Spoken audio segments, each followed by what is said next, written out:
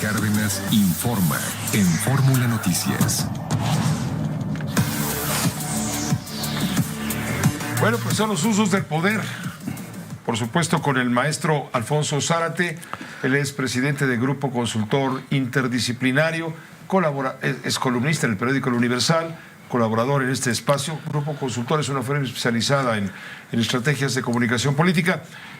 Estaba leyendo, antes de entrar contigo en este espacio, en este segmento, estaba leyendo las declaraciones insistentes de la Barra Mexicana Colegio de Abogados, señalando que obviamente se oponen a lo que ellos llaman la vulneración del Poder Judicial. Dicen que la comunidad jurídica está francamente preocupada.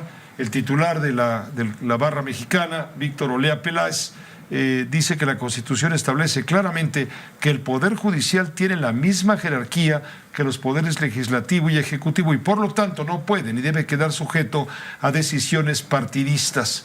En fin, son algunos de los puntos que hemos venido tratando en la última media hora con gente como tú que le entiende muy bien a todo esto y la audiencia y yo queremos que tú nos expliques un poco más sobre esto que se está leyendo en unos sectores de la población como una venganza del presidente de la República contra un poder, en este caso el poder judicial. Otros dentro del poder ejecutivo o cercanos a Morena y a su política encabezada por López Obrador lo ven como un beneficio de la transparencia y del ahorro y de la austeridad y una aplicación de la ley y no lo califican como venganza. Aquí se escuchan todas las voces. Yo pienso, en primer lugar, que el presidente tiene razón cuando habla del desprestigio del Poder Judicial. Creo que hay muchas evidencias de que hay mucha corrupción en el Poder Judicial, fundamentalmente del fuero común, fundamentalmente el Poder Judicial local, que en ocasiones actúa bajo consigna de los gobernadores, que no es absolutamente independiente. Pero yo haría una gran distinción con el Poder Judicial Federal, que me parece que es altamente profesional y en donde creo que la mayoría de los juzgadores son respetables, profesionales y honestos. Pero la pregunta efectivamente es, ¿qué es lo que explica esta actitud tan dura, tan severa del presidente de la República respecto del Poder Judicial y particularmente de la Suprema Corte de Justicia? Yo diría que detrás de esta impugnación a la Corte es porque no es una Corte cortesana. Es decir, el presidente de la República esperaría construir, y a eso se ha dedicado estos últimos 5 años, el país de un solo hombre. Yo creo que si nosotros observamos todas las acciones del jefe del Ejecutivo, han sido acciones tendentes a concentrar el poder, ya que los otros poderes constitucionales, desde luego el legislativo y desde luego el judicial, estén a su servicio. No puede aceptar disonancias, no puede aceptar voces discordantes, porque todo eso altera lo que para él es una misión que le viene del Creador. Es algo que no estoy seguro de haber comentado. Una suerte de iluminación. Sí, Pepe. Hay una experiencia que tuvo lugar hace muchos años cuando López Obrador era presidente del PRI en Tabasco. Y en aquel momento el líder de la Confederación Campesina en el estado de Tabasco lo invitó a un día de campo a orillas del río Grijalva. Y acudió López Obrador y estando allí el líder campesino le dijo, ¿por qué no nos damos un chapuzón? Y decidieron meterse al río. Cuando López Obrador intenta salir, hay una corriente que lo retiene. Hace un segundo intento por salir y de nuevo esa corriente interna lo baja. Y un poco exhausto, casi pensando en que es su última oportunidad para salir a la superficie, invoca a Dios. Y en ese momento logra salir. Ya no se quedó al día de campo, se fue con su madre y su madre lo llevó al templo. Y le dijo, Andrés Manuel, si Dios te permitió vivir, es porque tienes una misión. Y yo creo que aquella experiencia mística en el río Grijalvo tiene mucho que ver con la explicación de este personaje que cree que tiene una misión que le encomendó el Creador. Y en ese sentido, bueno, pues no respeta prácticamente a nadie que no coincida con su proyecto, y asume que todas las instancias están comprometidas con apoyar lo que él llama Cuarta Transformación, que en sí mismo, Pepe, es una enorme desmesura, porque cuando habla de Cuarta Transformación se está refiriendo a la primera, que fue la independencia, la segunda, que fue la reforma juarista, la tercera, que fue la revolución, y esto sería la Cuarta Transformación. Yo creo que cualquier persona normal entendería que asumirse a la altura de Hidalgo, de Juárez, de Madero, es una desmesura, es una muestra de egomanía que no es sano. Pero bueno, regresando al tema del recorte a los recursos de los fideicomisos, de los Poder fideicomisos, Judicial. Yo diría que ¿qué parecería explicar esta decisión? Y yo creo que, en primer lugar, es la idea de mandar el mensaje de no se olviden quién es el que manda. Entonces, el que manda soy yo.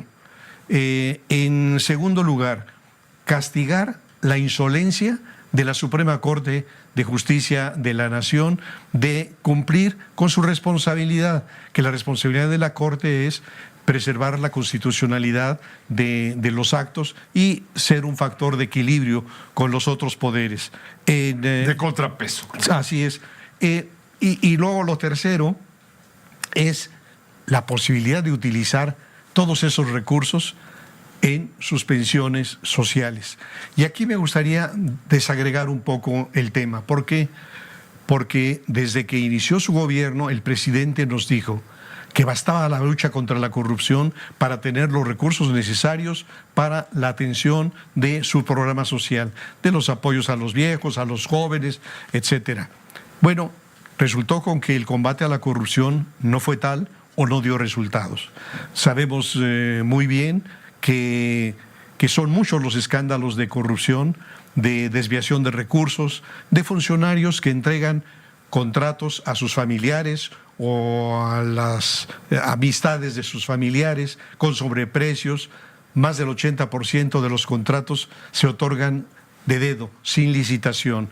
Entonces la corrupción no le funcionó. Y como no le funcionó para tener los recursos necesarios, el siguiente paso fue desaparecer instituciones. Y entonces desapareció ProMéxico, el Consejo Nacional de Promoción Turística, el Instituto del Emprendedor, para utilizar esos recursos para las pensiones sociales. Y tampoco le alcanzó. Lo siguiente fue establecer un programa draconiano de ahorro en administración pública y tampoco le alcanzó. Lo siguiente fue instruir al SAT, lo que me parece formidable, que aquellos que se rezagaban, los grandes contribuyentes evasores o defraudadores fiscales, que los apretara con la amenaza de la cárcel. Eso funcionó, obtuvieron extraordinarios recursos, inusuales el SAT, pero tampoco alcanzó. Lo siguiente fue desaparecer más de 100 fideicomisos. Hay análisis... Hace un par de años, ¿sí? Sí, que señalan que a la hora de vaciar estos recursos de estos fideicomisos, digamos, de un guardadito que tenía uno de ellos de más de 200,000 millones, se redujo a aproximadamente 23,000 millones. Es decir, los exprimió totalmente y tampoco le alcanza. Entonces, en este momento está tratando de utilizar esos 15,000 millones de estos fideicomisos para lo mismo. Y ahora es mucho más importante que antes, porque esos recursos mantienen a sus clientelas y hay estudios, la doctora María Amparo Casar lo ha señalado claramente, que vinculan la recepción de los apoyos económicos con el comportamiento electoral. Entonces, yo diría que todo esto nos genera una conclusión, que el mantenimiento de estas políticas de orden asistencial buscan atender un tema, sin lugar a dudas, inevitable, ineludible en México, que es atender la pobreza y la pobreza extrema. Lamentablemente, yo creo que lo que se está haciendo es una política asistencialista y que en el futuro el gran desafío para los que vengan es combatir esa pobreza y esa pobreza extrema, pero combatirla con educación de calidad, con servicios médicos de calidad, con obras de infraestructura, con empleos justamente remunerados. Esa es una tarea formidable y lo peor es que después de haber agotado todos los guardaditos, ya nada más falta que el presidente decrete que las alcancías de los niños también sean utilizables para apoyar sus programas sociales. Está dejando la hacienda pública desfondada y un escenario muy inquietante para el nuevo gobierno. Alfonso Zárate, te agradecemos mucho la oportunidad de escucharte ti, como Pepe. cada jueves. Ojalá todos los días fueran jueves. Muchas Bienvenido gracias. como siempre. Gracias, Pepe. Una pausa muy breve. Volvemos enseguida con Carlos Marín. Aquí se escuchan todas las voces. En instantes regresa José Cárdenas.